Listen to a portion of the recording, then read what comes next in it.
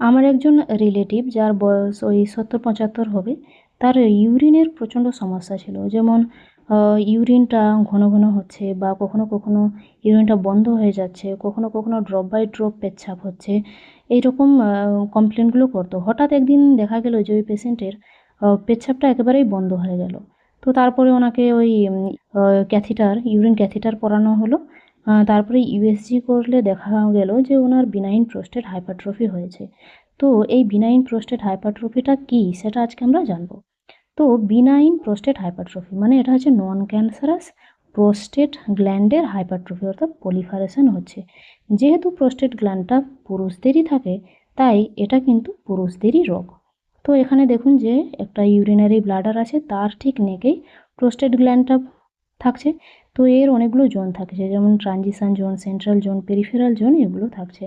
তো benign prostate হাইপারট্রফিতে মূলত কি হয়, যে এই যে ট্রানজিশন জোনের প্রলিফারেশন হয়, যার কারণে প্রোস্টেটটা বেড়ে যায় এবং ইউরিনারি ব্লাডারের আউটফ্লোটাকে ব্লক করে, যার কারণে লোয়ার ইউরিনারি ট্র্যাক্ট সিমটমসগুলো দেখা দেয়।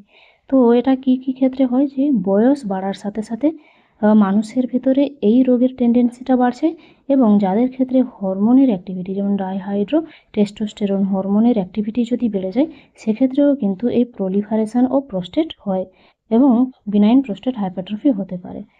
তো এক্ষেত্রে কী কী ফিচার্সগুলো, কী কী সিমটমসগুলো থাকছে, প্রথমে হচ্ছে ফ্রিকোয়েন্সি বেড়ে যাবে। তারপর হচ্ছে নকচুরিয়া, অর্থাৎ রাতের দিকে ঘন ঘন পেচ্ছাপ হবে। আর্জেন্সি বেড়ে যাবে। ডিসইউরিয়া, অর্থাৎ পেচ্ছাপে ব্যথা করবে। তার সাথে হেজিটেন্সি বাড়বে। স্টেনিং, অর্থাৎ জোরে চাপ দিয়ে পেচ্ছাপ করতে হচ্ছে। উইক স্ট্রিম, হালকা হালকা পেচ্ছাপ বেরোচ্ছে। ড্রিবলিং হচ্ছে, এগুলো হবে। এছাড়াও ওই পেশেন্টের কী হবে, বারবার একটা ইউটিআই, অর্থাৎ ইউরিনারি ট্র্যাক্ট ইনফেকশনের একটা হিস্ট্রি থাকবে। পেচ্ছাপ লাল হতে পারে, ব্লাডারে স্টোন হতে পারে, রেনাল ইনসাফিসিয়েন্সি হতে পারে, এগুলো। এবার যে এই ফিচার্সগুলো দেখে আমাকে কিছু ইনভেস্টিগেশন করতে হবে এই রোগটাকে ডিটেক্ট করার জন্য। সেই ইনভেস্টিগেশনগুলোর মধ্যে আসছে, প্রথমে হচ্ছে হিস্ট্রি টেকিং, কীভাবে পেচ্ছাপ হচ্ছে এগুলো হিস্ট্রি নিতে হবে। তার সাথে ফিজিক্যাল এক্সামিনেশন। এক্ষেত্রে কী করা হয়, ডিরেক্ট রেকটাল এক্সামিনেশন করা হয়। এক্ষেত্রে রেকটাম দিয়ে একটা আঙুল দিয়ে প্রোস্টেটটাকে ফিল করতে হয়। প্রোস্টেটটা যদি এনলার্জ হয়, প্রোস্টেটের সারফেস যদি স্মুথ হয়, প্রোস্টেটটাকে যদি ছুঁলে মানে রাবারি হয়, মানে নড়াচড়া করছে প্রোস্টেট, এবং সেটা কিন্তু নন টেন্ডার, অর্থাৎ সেখানে কোনো ব্যথা হচ্ছে না, তাহলে আমরা বলতে পারবো যে বিনাইন প্রোস্টেট হাইপারট্রফি মেবি হতে পারে। যদি ওই প্রোস্টেটটা সাইজে বড় হয়েছে, কিন্তু ওর সাইজগুলো এবড়ো খেবড়ো, ওটাকে ধরলে মানে রিজিড শক্ত দেখাচ্ছে, ওখানে ব্যথা হচ্ছে, তাহলে কিন্তু একটা ক্যান্সারের দিকে হওয়ারও চান্স থাকছে। তার সাথে কী করা হয়, ইউরিনের রুটিন এক্সামিনেশন করা হয়, কালচার করা হয়। যেহেতু এক্ষেত্রে ইউটিআর হিমাচুরিয়া থাকে, তাই এটা করা হয়। এবার হচ্ছে প্রোস্টেট স্পেসিফিক অ্যান্টিজেন। এটা হচ্ছে বিনাইন প্রোস্টেট হাইপারট্রফির ক্ষেত্রে নর্মাল বা মাইল্ডলি ইনক্রিজ থাকে। আর যদি ক্যান্সার হয়, তাহলে এর পরিমাণ কিন্তু অনেকটাই বেড়ে যায়। এবার হচ্ছে আলট্রাসাউন্ড করতে হয়, ইউএসজি। এক্ষেত্রে প্রোস্টেটের সাইজ বাড়ে, পিভিআর ইউরিন এটা হচ্ছে বেড়ে যায়, ব্লাডার ওয়াল থিকনেসটা বেড়ে যায়, হাইড্রোনেফ্রোসিস হয়। এবার হচ্ছে ইউরোফ্লোমেট্রি। ইউরোফ্লোমেট্রিটা কী কারণে করা হয়, যে অবস্ট্রাকশনটাকে দেখার জন্য। এক্ষেত্রে কী মেজার করা হয়, কিউ ম্যাক্স মেজার করা হয়।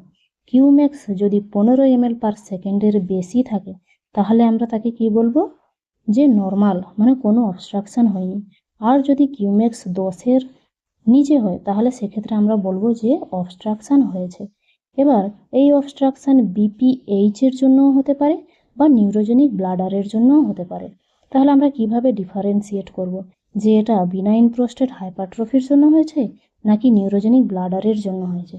তার জন্য আমাদেরকে কি টেস্ট করতে হবে, সিস্টোমেট্রি। সিস্টোমেট্রিতে মূলত ভয়েডিং প্রেসারকে চেক করা হয়।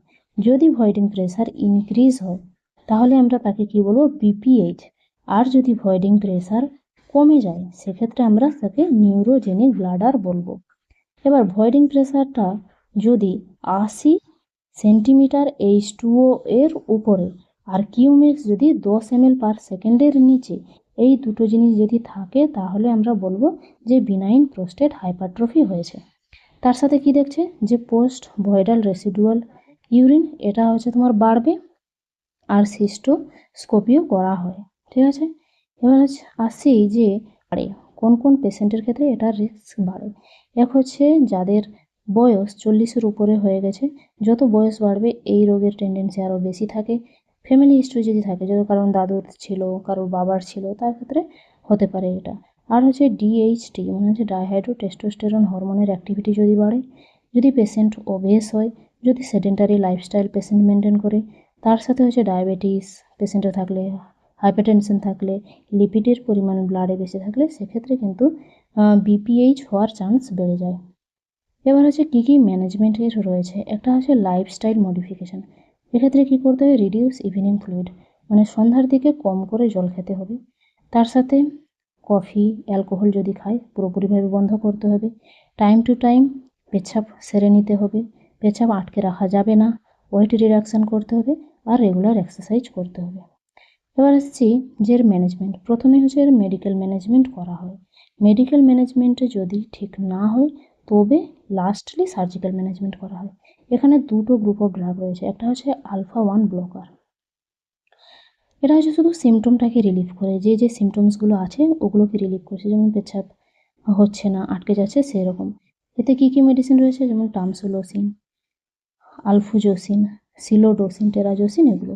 এরা কী করছে যে ওই প্রোস্টেট আর ব্লাডারের নেকের যে স্মুথ মাসেলটা আছে ওকে রিল্যাক্স করে দেয়। আর দ্বিতীয় গ্রুপ অফ ড্রাগ যেটা হচ্ছে তোমার 5 আলফা রিডাক্টেজ ইনহিবিটার। এরা হচ্ছে প্রোস্টেটের সাইজটাকে রিডিউস করছে।